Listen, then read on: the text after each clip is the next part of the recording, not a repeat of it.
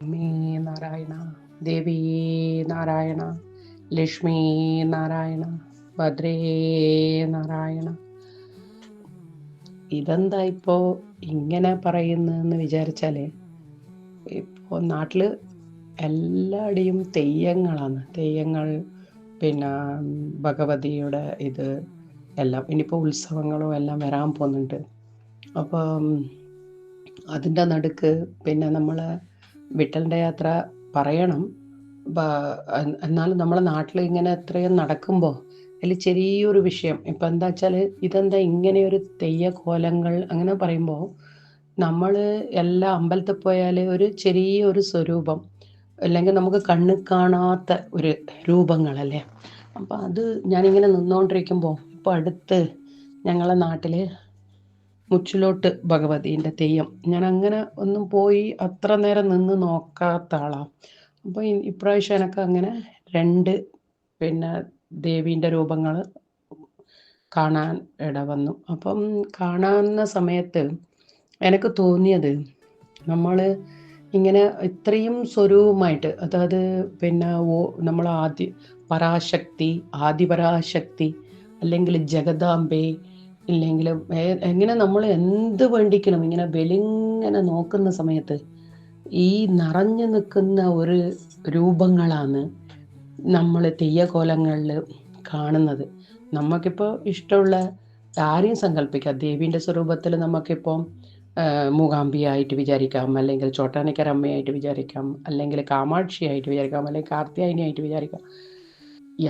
യാറെ വേണ്ടിക്കും നമുക്ക് ദേവി സ്വരൂപത്തിൽ കാണാം. അപ്പോൾ അത് എങ്ങനെയാണ് മൊത്തമായിട്ട് ഇങ്ങനെ നിറഞ്ഞ് ചുവപ്പും ഇതും സ്വർണ്ണകോലങ്ങളും എല്ലാം കിട്ടി നമ്മളെ മനസ്സിനെ മൊത്തം ഈ തെയ്യകോലങ്ങൾ വന്ന് നിറയ്ക്കുവാണ്.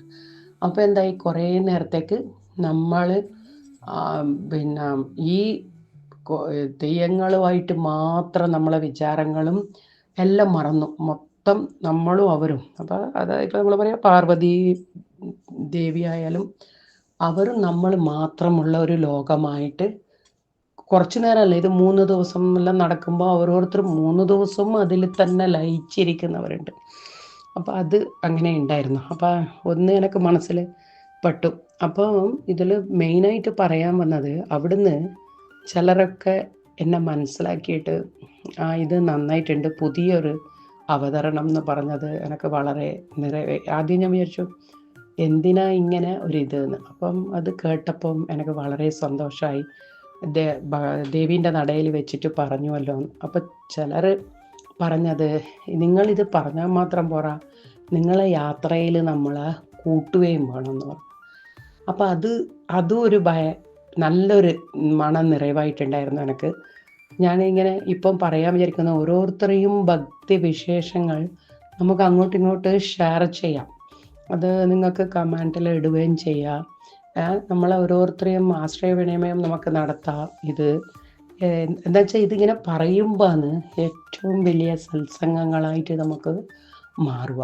അപ്പോൾ എനിക്ക് തോന്നി, ഇത് കുറേ ദൂരെയുള്ളത് പറയുമ്പോൾ നമ്മൾ അടുത്തുള്ള ആളെ നമ്മൾ മറന്നുപോയ, അടുത്തുള്ള ആളെ ഒരിക്കലും മറന്നിട്ടില്ല. ഞങ്ങൾ ഏറ്റവും അടുത്ത് നമുക്ക് ശനീശ്വരൻ്റെ പ്രധാനപ്പെട്ട ഉണ്ട് ഞങ്ങളെ കുലദൈവമായിട്ട്. അപ്പം എന്താ പറയാൻ വരുന്നതെന്ന് വെച്ചാൽ, ആ കഥകളെല്ലാം നമുക്ക് തൊട്ടടുത്തുള്ളവർക്ക് എല്ലാവർക്കും അറിയാം. അപ്പം ഇത് ഒരു യാത്ര, പുതിയൊരു ഭക്തി സാന്ദ്രം നമുക്ക് ഉണ്ടായത് പറയുമ്പോൾ, ഇത് പറയുമ്പോൾ പെട്ടെന്ന് നടന്നതല്ല കേട്ടോ. ഇതിപ്പോൾ ഒരു 4 വർഷങ്ങളായിട്ട് ഞങ്ങൾ ഇതിലേക്ക് പോകാൻ വേണ്ടിയിട്ട് ഉണ്ടായ ഒരു അനുഭവമാണ് പറയുന്നത്. അപ്പോൾ ഞങ്ങൾ പൂനെയിലേക്ക് എത്തി. പൂനെന്ന് ഞങ്ങൾ എത്രയും വേഗം പോകേണ്ട. അപ്പം നോക്കുമ്പോൾ പൂനെയിൽ നിന്ന് ഇഷ്ടംപോലെ ട്രെയിനുകളുണ്ട്. ഞങ്ങൾ യാത്ര തുടങ്ങി. അപ്പം ഞങ്ങളെ എല്ലാം ഏർപ്പാടാക്കിയിട്ട് ഞങ്ങളെ ഫ്രണ്ടും, ഞങ്ങൾക്കിങ്ങനെ പറ്റൂല എന്ന് പറഞ്ഞപ്പോൾ റൂം സൗകര്യങ്ങളെല്ലാം അവിടെ പണ്ഡരിപുരത്തിൽ ഉണ്ടാക്കി ഞങ്ങളെ കൂട്ടിയിട്ട് പോകാൻ ഞങ്ങളെ സഹായിച്ചു. അപ്പം ഞങ്ങളെല്ലാവരും ട്രെയിൻ കയറിയിട്ട് പണ്ഡരിപുരത്തിലേക്ക് നമ്മൾ ഇറങ്ങി. അപ്പം ബാക്കി കുറേ കഥകൾ അങ്ങനെ പറയാൻ തുടങ്ങിയാൽ നമുക്ക് ടൈം മതിയാവില്ലല്ലോ. അപ്പം എത്തി ഞങ്ങൾ അവിടെ നോക്കുമ്പോൾ അന്ന് ഏകാദശിയാണ്.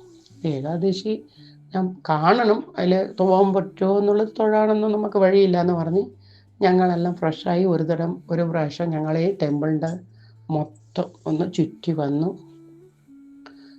വന്നിട്ട് ഞങ്ങൾ എന്ത് ചെയ്തു, ഒരു തരത്തിൽ നമുക്ക് അടുക്കാൻ പറ്റൂല എന്ന് കണ്ടപ്പോൾ ഞങ്ങൾ മെല്ലനെ ചായയെല്ലാം കുടിച്ച് കുറച്ച്, അത് നമുക്ക് വേണ്ടുന്ന എന്ത് ഫുഡും അവിടെ ഉണ്ട്. അതിൽ ഏകാദശി എന്ന് പറയുമ്പോൾ ഉള്ള വ്രതക്കാർക്ക് വേറെ തന്നെയാണ്. ഞാൻ അന്ന് പറഞ്ഞ ഒരു കൊണ്ടാട്ടം പോലത്തതാണ് അവരെടുത്തിട്ട് വെള്ളവും കുടിച്ചിട്ടാണ് അവർ വെറും നാമസങ്കീർത്തനം ചെയ്തുകൊണ്ടാണ് ക്യൂവിൽ നിന്നിട്ടുള്ളത്. അപ്പം ഞങ്ങളെല്ലാം റൂമിൽ വന്നു. അപ്പം തന്നെ അവർ പറയുന്നുണ്ട് ഇതിൻ്റെ ചുറ്റിലും നമ്മൾക്ക് കുറേ കാണാനുണ്ട്. അതായത് ഈ ഈ കഥകൾ പറഞ്ഞു വന്ന് 82 മേലെ ആൾക്കാർ, 82 ആൾക്കാർ ഇപ്പം നിലവിൽ നമുക്ക് വായിക്കാനും പഠിക്കാനും ഉള്ള കഥകളായിട്ട് നമുക്കുണ്ട്.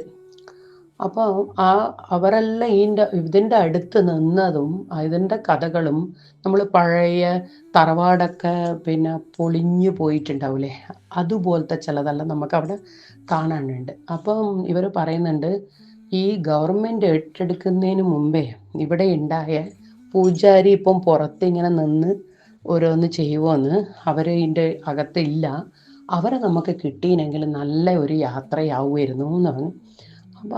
അപ്പോൾ പെട്ടെന്ന് ആരോ പറഞ്ഞു, അപ്പോൾ അവർ ഇങ്ങനെ കുറച്ച് ഇരുടായാൽ പോകുന്നുണ്ട്, ഇവിടെ നിൽക്കലില്ല. അപ്പോൾ അവരെ ഫോൺ നമ്പറെല്ലാം വാങ്ങി പിന്നെ റൂമിലേക്ക് നമ്മൾ വന്ന് ഞങ്ങൾ അമ്മേനെല്ലാം നമ്മൾ വിശ്രമിക്കാൻ വെച്ചിട്ട് ഞാനും വിശ്രമിച്ചു. അപ്പോൾ എൻ്റെ അനിയത്തി എന്ത് ചെയ്തു, ഇതൊരു ചാൻസിന് കിട്ടിയാൽ ഇന്നെങ്ങനെയെങ്കിലും നമുക്ക് തൊഴാലോ എന്ന് പറഞ്ഞിട്ട് പിന്നെ തൊഴാൻ വേണ്ടിയിട്ട് അവർ പോയി നോക്കി. അവരൊരു 11 മണി വരെ നോക്കി, ക്യൂ ഒന്നും അണങ്ങുന്നില്ല. മെല്ലെ അവർ 12 മണിയായപ്പോൾ റൂമിലേക്ക് വന്നു. ഒന്നും അണങ്ങുന്നില്ല, നമുക്ക് ഇന്ന് നടക്കില്ല.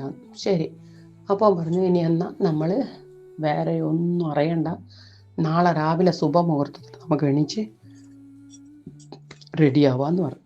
റെഡിയാവാമെന്ന് പറയുമ്പോൾ തന്നെ എൻ്റെ ഫ്രണ്ട് പറഞ്ഞു കുളിക്കാൻ വരട്ടെ, നിങ്ങൾ കുളിച്ച് നല്ല ഡ്രസ്സ് ഇട്ട് കഴിഞ്ഞാൽ ഇവിടെ ഒരു പ്രധാനപ്പെട്ട, നമ്മളിപ്പോൾ പ്രയാഗൊക്കെ പറയുന്ന പോലെ തന്നെ പിന്നെ ഇപ്പോൾ കുംഭമേള നടക്കുന്ന നമ്മൾ പറയാം ത്രിവേണി സംഗമം പോലെ തന്നെ ചന്ദ്രബാഹു നദി എന്ന് പറഞ്ഞിട്ടുണ്ട്. അവിടെയും ഇതേപോലെ തന്നെ നമ്മളെ പാവങ്ങളും എല്ലാം ഒഴുക്കിക്കളയുന്ന എത്രയോ ജനങ്ങൾ അവിടെ നിന്ന് മുങ്ങി കുളിച്ചിട്ടാണ് അവരിവിടത്തേക്ക് വരുന്നത്. അപ്പോൾ ഇവിടെ ഒന്ന് നമുക്ക് പോയി വന്നിട്ട് ഡ്രസ്സ് മാറിയാൽ മതി എന്ന് പറഞ്ഞു. ശരി, അതും നല്ല തന്നെ എന്ന് പറഞ്ഞു. അപ്പം ഞങ്ങൾ രാവിലെ തന്നെ വേഗം തന്നെ കുറച്ച് വെളിച്ചം വരുമ്പോൾ തന്നെ പോകുമ്പോൾ അപ്പം തന്നെ ആ ചന്ദ്രബാഹു നദിയിൽ മൊത്തം ആൾക്കാർ മുങ്ങി, തണുപ്പൊന്നും നോക്കുന്നില്ല, എല്ലാവരും മുങ്ങി കുളിക്കുന്നുണ്ട്. കറക്റ്റ് ജനുവരി 1 അപ്പം പിന്നെ മുങ്ങിക്കുളിക്കുന്നുണ്ട്. അപ്പോൾ ഞങ്ങൾ എന്താ മുങ്ങണേ, ഞാൻ പറഞ്ഞ അല്ല. അപ്പം പറഞ്ഞ് ഇവിടെ മുങ്ങണ്ട, ഇവിടെ നമുക്ക് മുങ്ങാനുള്ള സ്ഥലമില്ല, കുറച്ച് അങ്ങോട്ട് പോയാൽ നമുക്ക് കുറച്ചിങ്ങനെ നമ്മൾ കുളം പോലെയെല്ലാം പടി കെട്ടിയ സ്ഥലങ്ങളുണ്ട്, അവിടെ നിന്ന് നമുക്ക് മുങ്ങാൻ ഏർപ്പാടാക്കാമെന്ന് പറഞ്ഞു. അപ്പം ഒരു ബോട്ടുകാരൻ വന്നിട്ട് പറഞ്ഞു എന്നാൽ അപ്പം പറഞ്ഞു സ്ത്രീകൾക്ക് നല്ല ഒരു സ്ഥലമുണ്ട്, അവിടെ നമുക്ക് പിന്നെ പോയിട്ട് പിന്നെ അവിടുന്ന് മുങ്ങിയിട്ട് വരാമെന്ന് പറഞ്ഞു.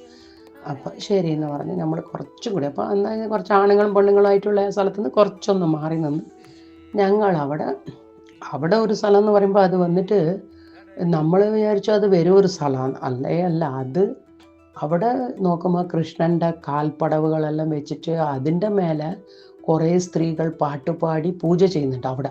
അവിടെ നോക്കുമ്പോൾ ഉള്ള പ്രാവുകളെല്ലാം കൂട് കെട്ടി, ആ ചുമര് പ്രാവ് എന്നല്ല, അതൊരു തരം പക്ഷികൾ എല്ലാം ഒന്നിൻ്റെ മേലെ ഒന്ന് കൂട് കെട്ടി, നമുക്ക് ചുമരാന്നോ പ്രാവിൻ്റെ കൂടാന്നോ എന്ന് അറിയാത്ത രൂപത്തിൽ, പണ്ട് നമ്മൾ പറയില്ലേ കൽമണ്ഡപം, അതുപോലത്തെ ഒരു സംഭവത്തിൽ ഞങ്ങൾ അവിടെ പടീൻ്റെ അടുക്ക നിന്ന് ബോട്ടുകാരൻ കുറച്ചൊന്ന് മാറി നിന്നു. ഞങ്ങളെല്ലാവരും ഇട്ട ഡ്രസ്സോടെ തന്നെ അതൊന്ന് മുങ്ങി കുളിച്ച് ഞങ്ങളെല്ലാവരും പിന്നെ അവിടെ പുറത്ത് എല്ലാ സ്ഥലത്തും നമുക്ക് പാണ്ഡുരംഗൻ രുക്മിണി സമേതയായിട്ടുള്ള പാണ്ഡുരംഗനെ വെച്ചിട്ടുണ്ട്. എല്ലാം നമ്മൾ തൊട്ട് കുളിച്ചതാണല്ലോ, തോർത്തെല്ലാം നമ്മളെ മേക്കനുണ്ട്, എല്ലാം തൊട്ട് പിന്നെ തലയിൽ വെച്ച് ഞങ്ങൾ നേരെ അതേ ബോട്ടിൽ ഞങ്ങൾ പിന്നെ റൂമുള്ള സ്ഥലത്തേക്ക് ഞങ്ങൾ മടങ്ങി. അപ്പോൾ അവിടുന്ന് ഇതേപോലെ ഓരോരുത്തരും കയ്യിൽ നമുക്ക് സാബുദാണ്ട ഇതും പിന്നെ ഇതും ദ്വാദശിയും അവർ വ്രതമായിട്ട് തന്നെയാണ് എടുക്കുന്നത്. അവർ എന്നിട്ട് ഞങ്ങൾക്കെല്ലാം അവരെടുത്തെടുത്ത് തരുന്നു. ഞങ്ങൾ എന്നിട്ട് റൂമിൽ പോയി പുറപ്പെട്ട് എല്ലാം റെഡിയായി നമ്മൾ ഇങ്ങോട്ടേക്ക് വന്ന സമയത്ത് ഇതേപോലെ ഒരു തരത്തിലും രക്ഷയില്ല. നോക്കി നോക്കി പ്രദക്ഷിണം വെച്ചു. ലാസ്റ്റിൽ എങ്ങനെയോ ആ മഹാരാജിനെയും കണ്ടു.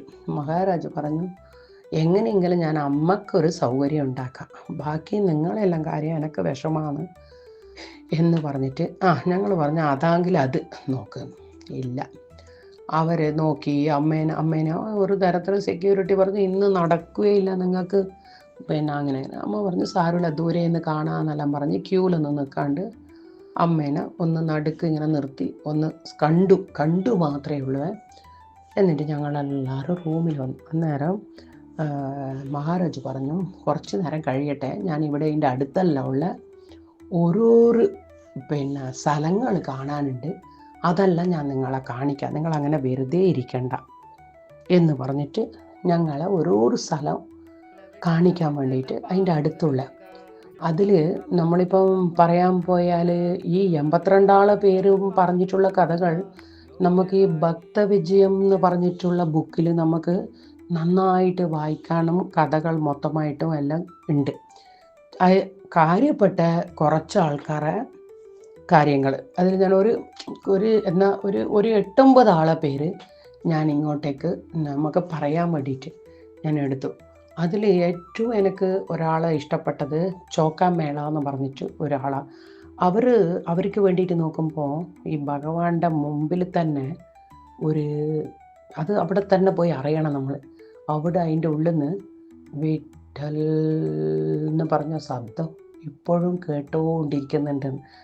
അങ്ങനത്തെ കഥകളാണ് ഇനി നമ്മൾ പറഞ്ഞിട്ട് പിന്നെ ദർശനത്തിലേക്കുള്ള കാര്യമാണ് നമ്മൾ പറയാൻ പോകുന്നത്. ഓക്കെ.